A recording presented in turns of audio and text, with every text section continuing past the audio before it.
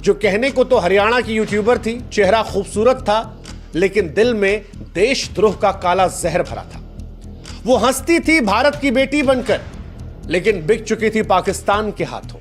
ISI का एक जिंदा टूल थी जो यूट्यूब और इंस्टाग्राम के जरिए एक तरफ भारत के युवाओं के दिलों में पाकिस्तान का मीठा जहर घोल रही थी, तो दूसरी तरफ भारत की जानकारियां लव जिहाद में पढ़कर पाकिस्तान को पहुंचा रही थी। सोशल मीडिया पर इश्क लाहौर की पोस्ट करके गद्दारी भारत से कर रही थी।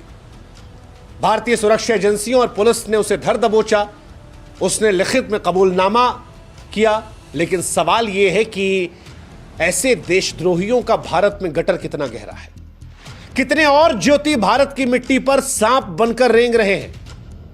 ऐसे सच कहें तो धिक्कार है ज्योति और ज्योति जैसे लोगों पर जो भारत के लिए जिंदा बम है। धिक्कार है ऐसे गद्दारों पर जो इश्क, शांति, संवाद जैसे शब्दों के पीछे छिपकर सब कुछ क्यों था? क्योंकि उसे दानिश नाम के एक पाकिस्तानी एजेंट से मोहब्बत हो गई थी, जिसने लव जिहाद के चक्कर में, जिसने पाकिस्तान की तरफ से साजिश करने के चक्कर में इस लड़की को फंसाया था। 2023 में ज्योति पाकिस्तान गई थी और यह पाकिस्तान की यात्रा कोई सैर सपाटा नहीं थी, बल्कि आईएसआई की शातिर साजिश का पहला कदम था। पाकिस्तानी उच्चायोग ने उसके वीजा से लेकर उसके रहने, खाने, आने जाने का पूरा इंतजाम किया और वहीं पर उसकी मुलाकात हुई दिल्ली में पाकिस्तानी उच्चायोग के कर्मचारी एहसान और रहीम उर्फ दानिश से। दानिश ने ज्योति को अपने झूठे इश्क के जाल में फंसाया। यह कोई प्यार वैर नहीं था, यह लव जिहाद की सुनियोजित साजिश थी। दोनों के बीच संबंध बढ़े। ज्योति का दिमाग जो है वो पाकिस्तानी प्रचार तंत्र ने पूरी तरह जकड़ लिया। पैसे भी दिए गए, इसे मदद की गई, दुनिया भर में घुमाया गया, दुनिया भर में अय्याशियां करवाई गई। दानिश ने उसे तमाम पाकिस्तान के आईएसआई एजेंट से मुलाकात करवाई, उसके सारे शौक पूरे किए। हाल ही में दानिश के साथ वो इंडोनेशिया के बाली भी गई थी, जो दर्शाता है कि दानिश ने इसे फंसाने के लिए किस हद तक जाकर इसका दिल जीता। इश्क के नाम पर, पैसों के नाम पर, घूमने के नाम पर देश को बेचने की यह कहानी आज हर भारतीय के दिल में आग लगा रही है। दानिश अपने मुल्क के लिए काम कर रहा था, लेकिन ज्योति जैसे गद्दार भारत के लिए अभिशाप हैं, जो पैसों के लिए, इश्क के लिए, घूमने के लिए, शौक पूरे करने के लिए अपनी देश की सरजमी को बेचने को तैयार हो जाते हैं, अपनी मातृभूमि से गद्दारी करने के तैयार होते हैं। ज्योति के व्लॉग्स को भी हमने खंगाला। ज्योति के ब्लॉग्स कोई ट्रैवल डायरी नहीं थे, बल्कि आईएसआई के प्रचार का हथियार थे। जैसा कि हमने कहा, लाहौर इश्क और ऐसे तमाम पाकिस्तान से जुड़े पोस्ट, ये सब कुछ एक सोची समझी साजिश थी। दिखाने की कोशिश थी कि पाकिस्तान जो है वो दुनिया का स्वर्ग है। वो अमन की आशा का ढोंग रचकर भारत विरोधी नैरेटिव फैला रही थी और ये सब कुछ प्रचार तक सीमित नहीं था।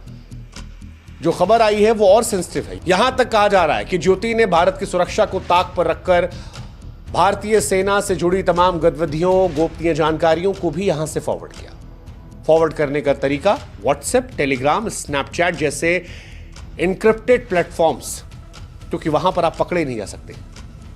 वो दानिश और अन्य एजेंट के संपर्क में रहकर ये सब करती थी।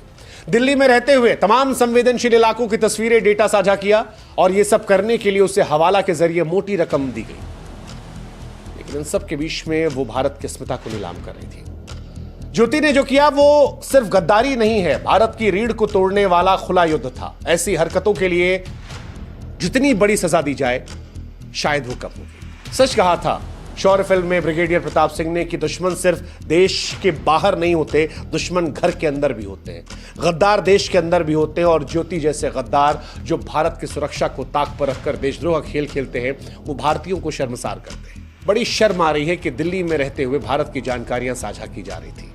चंद पैसों के लिए, प्यार का नाम देकर देश की अस्मिता को नीलाम करना, लानत है ऐसे लोगों पर, लानत है। हालांकि अगर आपको लग रहा है कि ज्योति अकेली थी तो आप गलत हैं। ज्योति अकेली नहीं थी, एक पूरा नेटवर्क था जो इसके लिए काम कर रहा था। गजाला नाम की महिला का नाम आ रहा है जिसने वीजा प्रक्रिया में हेल्प की।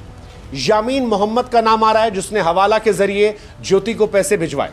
अरमान नामक एक व्यक्ति का नाम आ रहा है जिसने डिफेंस एक्सपो 2025 की जानकारियां पहुंचाई और उसके बाद एक्सेस दिया और ये सारी जानकारियां हिंदुस्तान से पाकिस्तान गई। अब सवाल यह है कि जब ज्योति अकेली नहीं थी और उसके साथ कई और लोगों का नाम निकलकर सामने आ रहा है, तो फिर यह परेशान करने वाला है, क्योंकि कोई नहीं जानता कि भारत में ऐसे और कितने गद्दार हैं, कितने ऐसे सांप हैं जो भारत में रहते हैं और पाकिस्तान के हाथों बिके हैं। कोई नहीं जानता भारत में कितने लोग पैसों, झूठे इश्क, धार्मिक उन्माद के लिए अपनी मातृभूमि को भेज रहे हैं। सच कहें तो ये घर के विभीषण है जो भारत की जड़ों को खोखली कर रहे हैं। बाहरी दुश्मन से सेना तो निपट रही है, बाहरी दुश्मन को सेना सबक भी सिखा रही है, लेकिन सवाल यह है कि जब अपने ही घर में ऐसे गद्दार बैठे हो तो फिर क्या करें? क्योंकि ये गद्दार हमारे देश के जवानों की जान से खिलवाड़ कर रहे हैं। सैन्य ठिकानों की जासूसी करना, देश के खिलाफ दुष्प्रचार करना, ये जंग जब हमारे घर से की जाती है तब ये देश को तोड़ने वाली होती है। ज्योति जैसे गद्दार सोशल मीडिया को हथियार बनाकर युवाओं के दिमाग में जहर भरते हैं। ये वही लोग हैं जो कहते नहीं पाकिस्तान इज फॉर पीस, और एक आम हिंदुस्तानी को यह एहसास होने लगता है, वो मानने लगता है कि नहीं जी, उनके कल्चर को बढ़ावा देना, उनकी चीजों को शामिल करना बहुत सॉफ्टली नैरेटिव के तहत इनको पैसे मिल रहे हैं। हमें आपको अंदाजा नहीं होता कि यह दुश्मन की रणनीति का एक बहुत बड़ा हिस्सा है। यह सिर्फ सैन्य खतरा नहीं है, सामाजिक एकता, आर्थिक स्थिरता और भारत की आत्मा पर सीधा हमला है। ये ऐसे गद्दार हैं जो भारत के लिए कैंसर है, और ऐसे गद्दारों को ढूंढना होगा, जड़ से उखाड़ कर फेंकना होगा। ये मामले चीख कर बताते हैं कि भारत के भीतर एक नेटवर्क सक्रिय है जो बहुत ही प्रो पाकिस्तानी। कई बार आपको बड़े बड़े सितारों में भी कई ऐसे लोग मिल जाएंगे जो पाकिस्तान की बोली बोलते हैं, वो जो पाकिस्तान को सूट करती है। हिंदुस्तान में रहते हैं, खाते हमारे यहां का है, सुविधाएं हमारे यहां की है, लेकिन बोली उनके यहां की है। इससे पहले भी आपने देखा होगा तमाम ऐसी महिलाएं थीं जो भारत की थीं, पाकिस्तान में शादी कर चुकी थीं, लेकिन हिंदुस्तान में रहती थी, सुविधाएं यहां की लेती थी, बच्चा वहां पैदा करती थी, आतंकी वहां से आता था, लेकिन यहां फायदा उठाया था। और फिर यही लोग इस पार उस पार कई बार स्लीपर सेल का काम करते हैं। बहुत सारे ऐसे उदाहरण होंगे, शायद सब नहीं होंगे, लेकिन इनमें से होंगे बेशक। तभी शायद पाकिस्तान समर्थित आतंकवादी हिंदुस्तान में आकर ऐसी हरकतें करते, तभी शायद हिंदुस्तान के अंदर पाकिस्तान के समर्थन की आवाजें निकलती हैं। ये घर के विभीषण हैं जो भारत की जड़ों को खोखला करते हैं। अब सवाल यह कि ये क्यों करते हैं? ज्योति का मामला गद्दारी के घिनौने कारणों को उजागर करता है। कई सारी वजह। एक वजह पैसों का लालच। आईएसआई ने ज्योति को हवाला चैनलों के जरिए मोटी रकम दी, उसकी लग्जरी ट्रिप्स जो है इसकी गवाही देती है, उसे घुमाया गया दुनिया भर में, उसके लिए इंतजाम किए गए, बाली, इंडोनेशिया, जहां भी जाना उसे, वो एक्सेस, पाकिस्तान में जाना, इंपॉर्टेंट जगहों पर एक्सेस देना। दूसरा, झूठा इश्क इंसान को अंधा कर देता हो, और हनी ट्रैप का हो मामला या फिर लव जिहाद का मामला, अक्सर इन मामलों में इश्क को ही रखा जाता है। दानिश ने लव जिहाद की चाल चलकर ज्योति को फंसाया, भावनात्मक शिकार की शातिर साजिश थी। तीसरा, ब्रेन वॉश, अमन की आशा जैसे सो कॉल्ड पीस के इवेंट जो है वो ढोंग के चलते अक्सर लोगों पर असर करते हैं। जैसा हमने कहा कि वो पाकिस्तान का एजेंडा है। जी, पाकिस्तान एक कल्चरल देश है, अजी घंटा देश है, पाकिस्तान आतंकवादियों का देश है। पाकिस्तान इज फॉर पीस, वही पीस जहां पर आतंकवादियों को 14 करोड़ रुपए दिए गए। पाकिस्तान का असली चेहरा उजागर करना जरूरी है। वो जो सामने रख के पाकिस्तान दिखाता है और जो पीछे से छिपाता है, जब तक वो एक्सपोज नहीं होगा तब तक हमारे देश में युवा जो है वो आकर्षित होते रहेंगे, और ज्योति जैसे गद्दारी भी कुछ कर लेंगे।